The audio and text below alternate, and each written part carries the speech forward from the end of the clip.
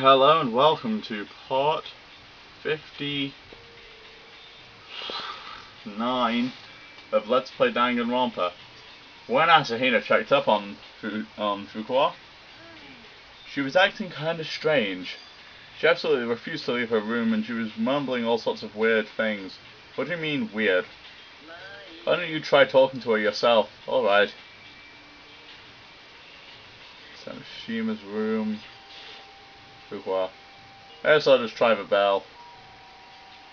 The door slid open without a sound.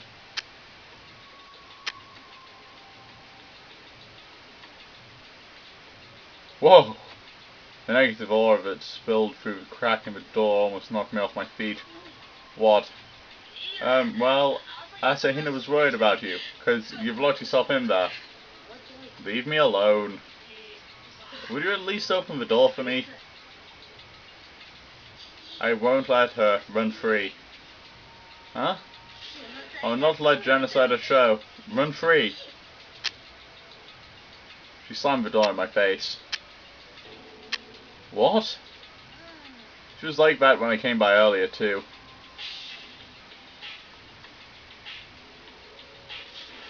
I'll banish that cursed homicidal maniac. I have no idea what she's going on about, but I was just scared to just leave it like that, so I tried forcing the door open, but it looks like she's barricaded the door, and I couldn't get it to open any farther. Fuqua was so frightened she barricaded herself in her room. Did she have the same idea as Tagami? That it was the serial killer genocide show who murdered Fujisaki? Is that why she's so scared? I'm really worried about her.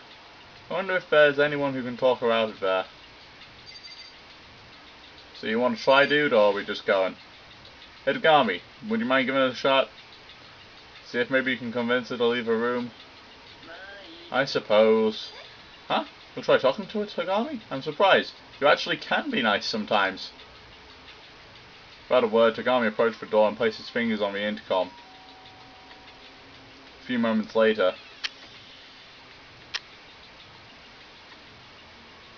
leave me alone, for God's sake, Tagami! Tagami? I'm so sorry, I couldn't keep our promise. But you don't need to worry, I won't let her run free. I won't let genocide show run free anymore. And then she closed the door. Even Tagami couldn't do it. There's nothing we can do about it. Let's get back to our investigation. Hold on a sec. What did Fuqua mean by our promise? Promise? Hell if I know. Probably just another one of her delusions. But I said I don't know. Let Asahina deal with Fuqua. Yeah, okay, I'll stay here and keep an eye on her. Let's go. Without even waiting for a response, Tagami started walking away. Tagami! I frantically pursued him. No matter how many times I tried calling to him along the way, he didn't so much as look back at me, let alone respond. He simply marched forward, not stopping until he reached his destination. The library? What are you waiting for? Go inside.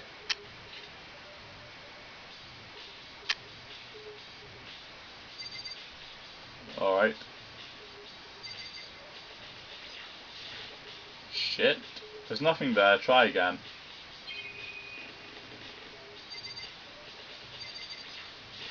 No, not the... You're wasting your time looking back. Find someone first better to investigate. Can I actually get to freaking there? Stop it, you're not going to learn anything from a desk lamp. Well, actually, Mr. Dickface, the desk lamp is very important. As I recall, this door leads to the archives, right? Go on in. So, the proof is here. You'll see.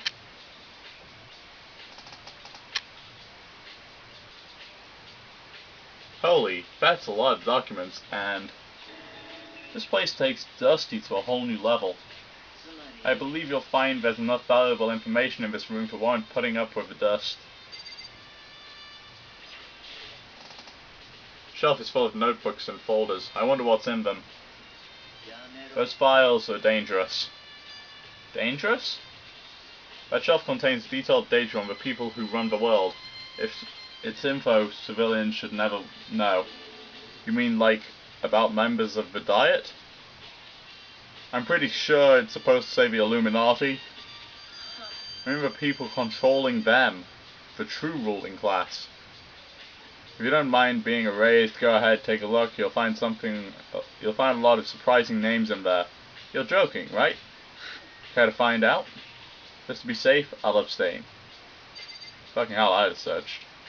I'm like, yep, I don't believe in that crap. This shelf is packed edge to edge with files. I reached out and picked one at random. A fine choice. Huh? That's a copy of a case file from a certain country's national archives concerning the assassination of one of their presidents. They're planning at long last to unveil it 30 years from now. Just don't come running to me when you become a target for learning that information early. I silently returned the file to its place on the shelf. Alright, Tagami, so...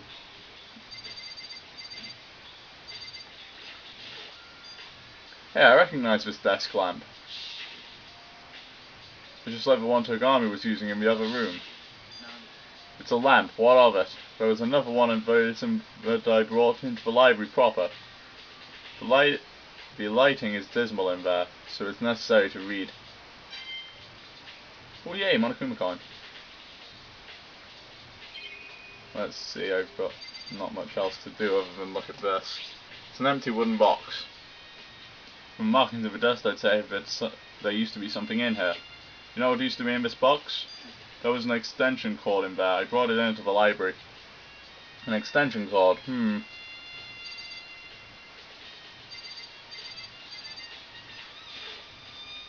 The bookshelf is packed tight with thick files.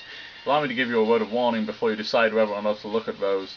That shelf contains hundreds, if not thousands, of case files, crime scene photos and all, including some of that a normal person wouldn't be able to handle seeing. Just a warning. What do you mean, unable to handle? Every single one of those are cold case files. Internal, confidential police documents that would, under normal circumstances, never see the light of day. Huh? So, have you come to appreciate how extraordinary these archives are? This room is the reason I was so interested in the library. Confidential police and government documents, things that would never be available publicly, fill the room. It's glorious. You weren't joking? You have this terrible habit of deciding things must be false if they don't fit your view of reality.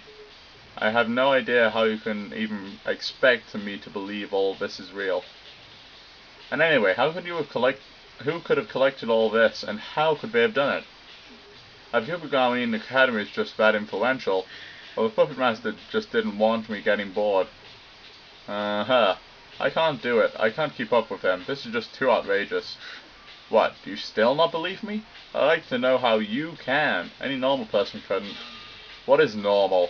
Normal, average, simple, they do not exist. If you can't comprehend that, you can't possibly understand the fundamental precepts of this world. My ears are starting to hurt. You're also basing your comments on what you consider common sense. Don't apply your pedestrian common sense to someone in my position. The documents here, without question, legitimate. Having seen them before, I can attest to that.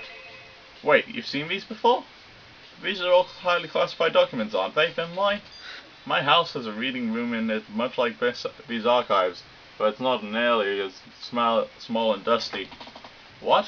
Members of the Tagami family have full unrestricted access to government data. And not just domestically either. Why? How? Do you remember what I said earlier about the true ruling class? The Tagami family is a part of that. Noble blood flows through my veins. Blood that will, one day, have me sitting at the top of the world. As one of the rulers, it is necessary for me, too, to have a vast wealth of knowledge about the world. So, whenever I have the time, I would read whatever documents or records that interest me. And that is why I can say with absolute certainty that the files here are unquestionably real. It's no longer a question of whether I believe it or not. I'm starting to think Tagami is definitely more terrifying than the puppet master. The things that interest me interested me the most were the police case files for unsolved crimes. Ever since I was young, one of my hobbies has been looking at unsolved case files. It's a great way to work my mind, and I solved more than a few cases while I was at it. Lately, there's been one case I've had a particular fascination with: genocide of show serial killings. As he spoke, Togami pulled a single file from one of the shelves. This is that file. Every report filed on the genocide of show case is right here. Because there's so much of it, I'll just give you a summary of the most important information. To start off, there are two unique characteristics to the genocide of show murders. First, genocide of show always writes bloodbath fever in the victim's blood, somewhere at the crime scene. And second,